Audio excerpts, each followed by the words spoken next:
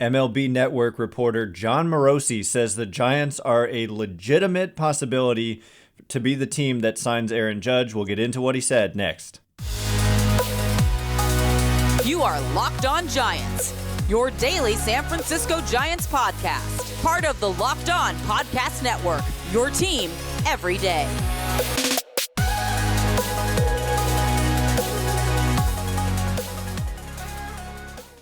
Hello and welcome to Locked On Giants, part of the Locked On Podcast Network, where it's your team every day. My name is Ben Kaspick, and on the show we provide daily episodes Monday through Friday, talking about the San Francisco Giants in a way that's data-driven and rational, but also simple, passionate, and accessible to all. I'm a former contributor for the baseball statistics and analysis websites Beyond the Box Score and Rotographs. I've been podcasting about the Giants since 2015, and I'm a lifelong fan. Thank you for making Locked On Giants your first listen every day. We're free and available wherever you get podcasts. And coming up on today's show, more Aaron Judge conversation. The time seems to be winding down here, and I would not be surprised at all if Aaron Judge has an agreement in place with a team in the next handful of days here. The winter meetings are going to kick off on Sunday, and ESPN's Jeff Passan, in a report yesterday, essentially said that a lot of teams expect that the flurry of activity could really even start Friday or Saturday. And so Judge, it's kind of widely believed in the industry, may end up being a guy who signs at the winter meetings just a few days from now. And so the big question, is he going to sign with the Giants? And Jon Morosi, he's been one of the reporters who's kind of had the scoop on Aaron Judge this whole time. When the video came out of Judge arriving at that hotel in San Francisco, it was Morosi who tweeted it out first.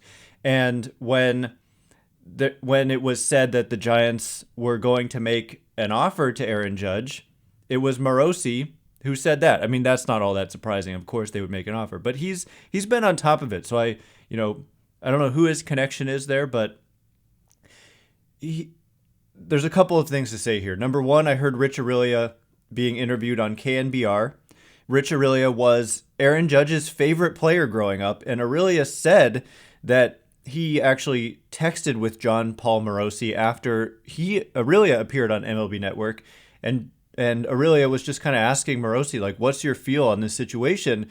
And what Aurilia says Morosi said was that he doesn't even view it as 50-50 Giants-Yankees. He views it as 50% Giants, 50% Yankees plus the field. And so, like, essentially 50% Giants, 50% everybody else, including the Yankees. That would mean, in essence, that the Giants would be favored over the Yankees. So we've talked about the bet online odds that imply 33% odds if he leaves New York. So that's a real opportunity there from an insider who's telling us those odds may not be close to being correct. And then today, Morosi went on MLB Network again, where he is a regular contributor, and he said the following, quote, "The Giants are a very realistic possibility. This is not a Yankees at 70% likelihood and the Giants are 30%. I think that we are very close to 50-50 where the Giants really step up and get that AAV closer to $40 million a year. There's a legitimate chance that Aaron Judge becomes a San Francisco Giant." Now, is this true, per se? Like, is it possible? We don't know who his connection is. Is it possible that Morosi's being bamboozled into saying this to drive up the Yankees' offer? Of course it's possible, and the skeptical Giants fans, I know there are a lot of you, and you often tell me the following on Twitter and such, that, and on the YouTube comments, feel free to keep doing so, that all of this is just a charade and that Judge is just using the Giants to drive up the price from the Yankees. Although I want to set one thing straight. A lot of times people say that and then they point to, like, recent players that the Giants missed out on, and they'll mention Giancarlo Stanton and they'll mention Shohei Ohtani. Well, neither of those examples is a good one, and I'm going to tell you why. Giancarlo Stanton, it was a trade. They weren't trying to get him to agree to sign. And in fact, they had a deal in place with the Marlins, and Giancarlo turned it down. The Giants were coming off a 98-loss season. It's not all that surprising. He said, hey, I want to go somewhere that's good now, and ends up going to the Yankees. But The Giants made the deal and it was agreed to, and it was the player who just simply said no. But what else could they possibly have done? Nothing. And then for Ohtani, I think what a lot of people miss is that he wasn't given a big deal. He literally signed, he wanted a rookie contract. He wanted to just break into the league just like any other rookie breaks into the league, with a league minimum salary for a few years and then being arbitration eligible for a few years. And so it wasn't about money at all. It was just selling him on the organization. And once again, the Giants were coming off a 98 loss season and were kind of trending downwards in a significant way, going into a rebuilding type phase. And they nonetheless were finalists for him, but it had nothing to do with driving up the price and all that. He signed a league minimum salary. So anyway, those aren't good examples of this. And so the only real good recent example, I guess we could talk about Trevor Story last offseason, but also is just Bryce Harper. And for Harper, I think a lot of people miss this. I only recently heard this. They said this on, I think it was an ESPN broadcast of a Giants-Phillies game, and they said that Bryce Harper's, a lot of his decision, yes, came down to the ballpark, but also came down to he wanted to play for Gabe Kapler, right?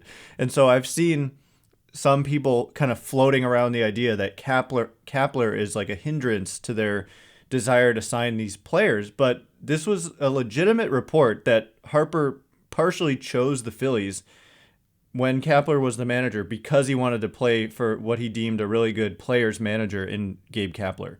So that's really interesting. And also, Giants offered 12 years, $310 million. So this doesn't jive with the belief that Giants won't pay up, right? They offered him $310 million and he got $330. And so with Judge, it's, to me, all the indications are it simply is going to come down to where does Aaron Judge want to play. Morosi also in this interview on MLB Network today, or report I should say, indicated that the Giants are essentially going to have to convince Aaron Judge that it's not just going to be Aaron Judge and that they're going to have to present him with a plan for how they're going to build a winning team around him. But as we've mentioned in recent days and weeks, the Zips projections, the preliminary projections, have the Yankees only 2 wins better than the Giants without Aaron Judge. The judgeless Yankees only 2 wins better by Zips. However, I agree that they would need to do significantly more than just add Aaron Judge. So coming up in just a minute, we are going to get to some mailbag questions, including what, assuming, or not assuming, but if the Giants get Judge, what else would they need to do? What else would they do? We'll get into it in just a minute. But before we do, this episode is brought to you by BetOnline. BetOnline is your number one source for sports betting info, stats, news, and analysis. Get the latest odds and trends for every professional and amateur league out there, from football to basketball to soccer and esports. We've got it all at BetOnline. And I was just talking about this. And in fact, I've been talking about it for a few days. But if you go to BetOnline, you'll see that the odds of Aaron Judge ending up with the Giants, if he leaves New York, this is an opportunity to bet. It says if he leaves New York. So if he goes to New York to the Yankees, the bet is canceled. But if not New York, the Giants at plus 200 indicates a probability of 33%. Now, we're being told by MLB insiders, and also it just kind of makes logical sense from everything we've heard so far, that Morosi said 50-50 Giants-Yankees, essentially. And this is saying we know not the Yankees, or if we know not the Yankees. So anyway, I just think that's a great opportunity if you feel so inclined. There's also Carlos Correa, and I've said if the Giants miss out on Judge, I think the Correa odds are pretty high, and the implied odds right now are only 14% at BetOnline. So head to the website today, check it out for yourself, or use your mobile device to learn more. BetOnline is where the game starts.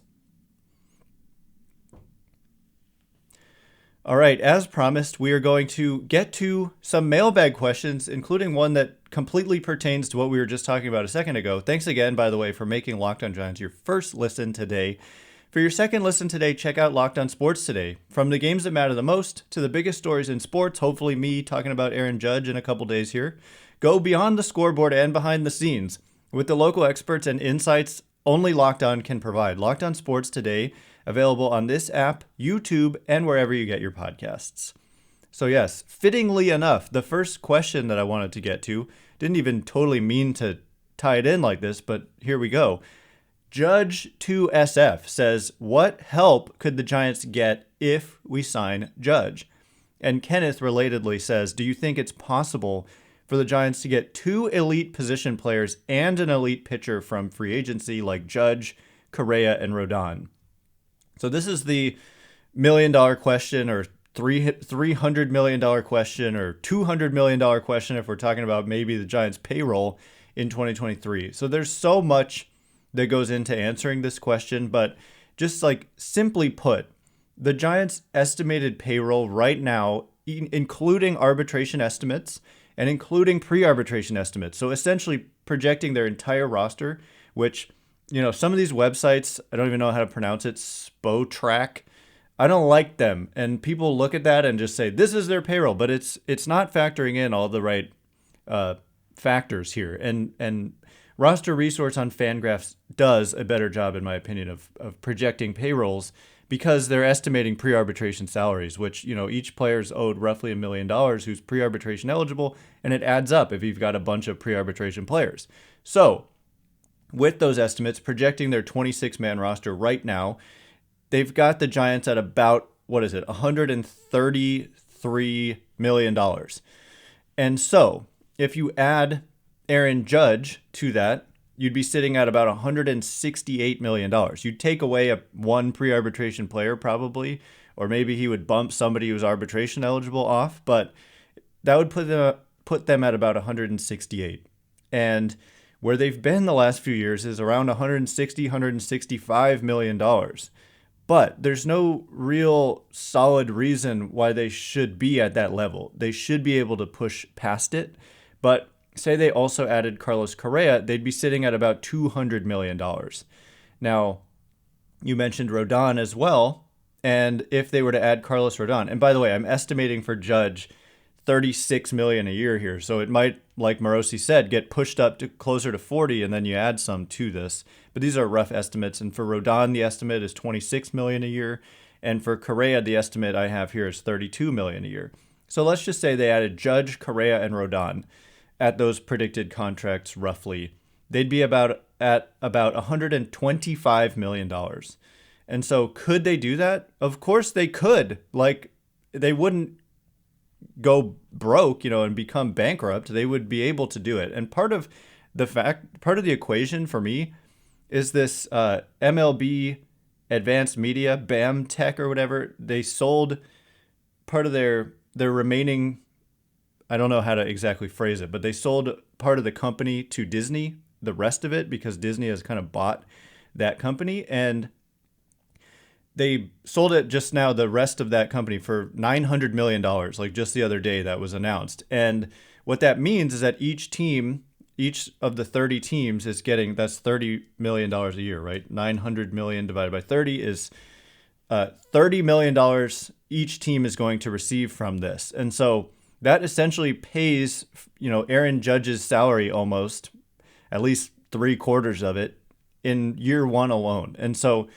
could you have a payroll for just like 1 year that's at this level at least? Like, you might not have faith in them having a consistent payroll in the above 200 million and significantly above 200 million. But, if you factor in this windfall of $30 million, it makes it a little more possible, I guess. And then also, I just must point out, there's no salary cap in baseball. I see sometimes people mentioning like cap space and all that, but there isn't a salary cap. You can spend as much as you want. And the way it works is that there's a luxury tax threshold. The first one doesn't kick in until your payroll is $233 million. And so, like I just said, with potentially Judge, Correa, and Rodon, the Giants would still be underneath the first luxury tax threshold. So they wouldn't be getting taxed at all on additional spending. On any of their spending. And there's also 4 thresholds with increasing penalties when you pass each of them. 233 is the first threshold. 253 is the second, 273 is the third, and 293 is the fourth. And these are 2023 figures. And so could the Giants do something like that? Yes, they could. Is it the most realistic? Not necessarily. But I really do believe, like, why not go get a Carlos Correa in addition to an Aaron Judge? If you really bring in Aaron Judge, like, just do it. Like, this guy is 28, Carlos Correa. I think that he's a really solid long-term value potentially. And Judge is just that immediate superstar impact. And the two of them combined, I mean, like I was saying with the Zips projections, Giants projected at 83 without Rodon and without Judge. And so if you bring in Judge, that would literally probably bump them up closer to 90. Of course, when other teams in the league start adding talent, it makes your projection get a little worse because your competition gets better.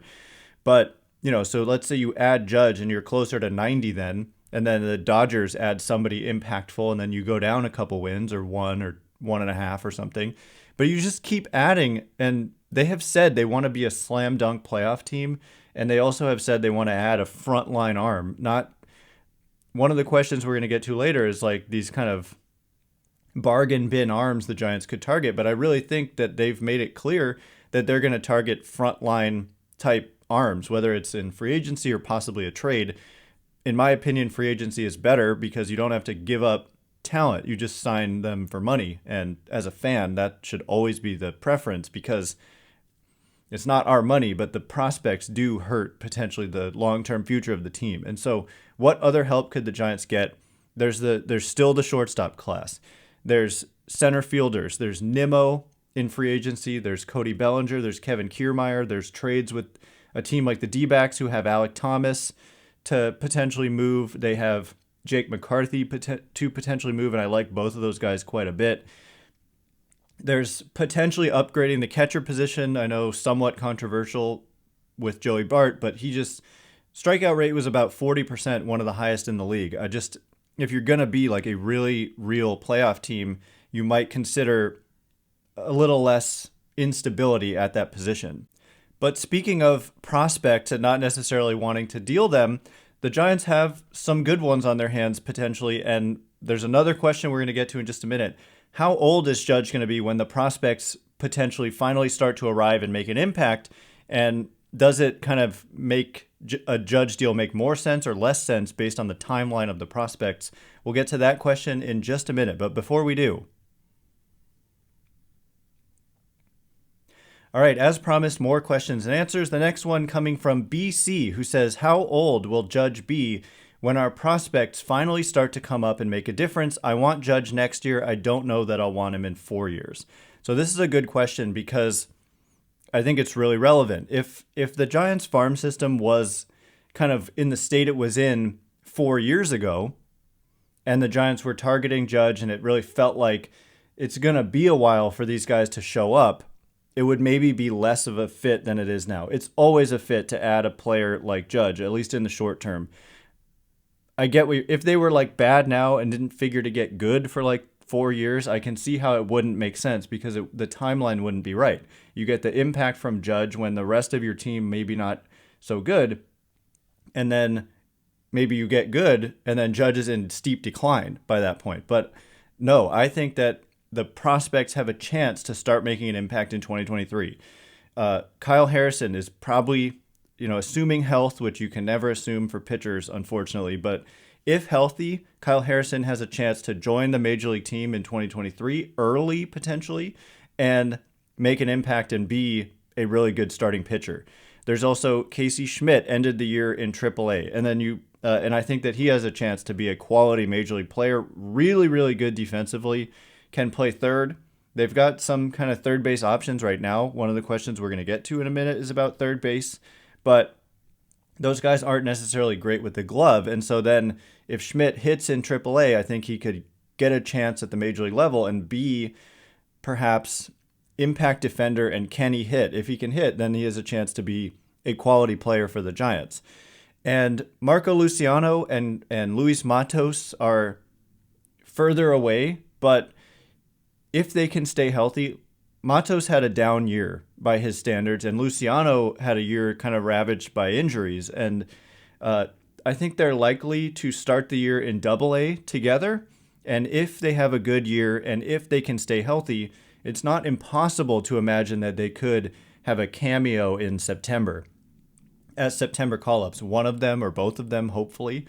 And then that would put them in line to potentially impact the Major League team in 2024. That's kind of an optimistic hope, but at this point, it's not totally out of the realm of possibility at all. And so I think that the Giants, the state of their system is such that they could have Judge make his impact in the short term, and that even if the back end of the deal doesn't look so great, by that point, hopefully enough young players have come up and established themselves that it won't kill them to have one player declining who's given a big contract. I really do think it's worth and when I say short term, maybe half of an 8-year deal being really good and the back half being not so good. I think that those 4 years of real impact would make the Giants perennial contenders over that term. And then by the time that the decline starts, the young talent has hopefully arrived. There's no doubt that, I mean, if we're still waiting 4 years from now for the farm system to start producing, then something horribly wrong has happened. Next question from David. Assuming we don't sign Belt, who will play first base next season? Wade, Flores? And as of this moment in time, yeah. And that's the thing. Like I said, they have a lot of corner guys. Wade, Flores, VR, and JD Davis are corner infielders. And if Schmidt produces well in AAA, like I said, potentially, and he comes up, then you'd have like four first basemen essentially in Wade, Flores, JD Davis, and David VR. And so there's potentially a surplus there that they could deal from this winter. But as of now, it does kind of seem like it would be a platoon with Wade and maybe Flores or VR or JD Davis. And they also have the DH spot where they can platoon with Peterson. Somebody can be one of those righties, Flores, Wade, or Flores, VR, and Davis could platoon there. But yeah, that has to be the plan as of right now, it would seem. And Slim says, is SF planning to try to bring back Longoria, but for less than what he would have played for, including team option / buyout? Or what's the plan at third? VR. So, yeah, it's just like what I said. I think I wouldn't be shocked. Like, if they add one of these middle infielders like Carlos Correa, Xander Bogaerts, Trey Turner, Dansby Swanson, there's a real chance. Susan Slusser of the San Francisco Chronicle reported that the Giants' internal thinking is that if they signed, I think it was Correa, that he would play short and Crawford would move to third. And so I would imagine, I mean, I don't know if it would be a platoon with Crawford. It depends on how he plays, I guess. But if you had Correa at short and you had Crawford at third, the idea being the arm strength, I think, is important at third base. You can't have, I don't know. I mean, I guess Crawford at second, but you kind of don't get to take advantage of the arm. And then who plays third? Estrada? Or I guess it would be one of these other guys. But that would be a strong left side of the infield with Crawford and Correa. And then I do believe Estrada should be able to be fine at second base. By defensive runs saved, he wasn't good in 2022, but by some of the other metrics, he was fine. And then he was like better at short than he was at second, which doesn't necessarily make sense. And so short kind of samples of defensive metrics aren't the best, and we need kind of a bigger picture. And I believe in Estrada defensively, but it depends on if they add any of these shortstops in terms of what's the plan at third base. So they're still in a very flexible position from a roster construction standpoint. My favorite idea would be the Correa idea and have Correa at short, Crawford at third, and you also have other guys as an option there at third, and then Estrada at second, and then you've got a surplus, like I said, and then potentially you can trade from that surplus for a position of other need during the offseason. So anyway, that is all the time we have for today. Thanks again for making Locked On Giants your first listen today. For your next listen, check out Locked On Sports Today, the biggest stories of the day, plus instant reactions, big game recaps, and the take of the day. Available on the Odyssey app, YouTube, and wherever you get podcasts. Once again, my name is Ben Kaspick. Check me out on Twitter at Ben Kaspick, Kaspick. If you like this show, please consider rating it or leaving a review. Helps me out a lot, so thanks in advance. And thank you to everyone who's done so already. I can't wait to be with you again tomorrow. Thanks again for listening. You are now Locked On Giants.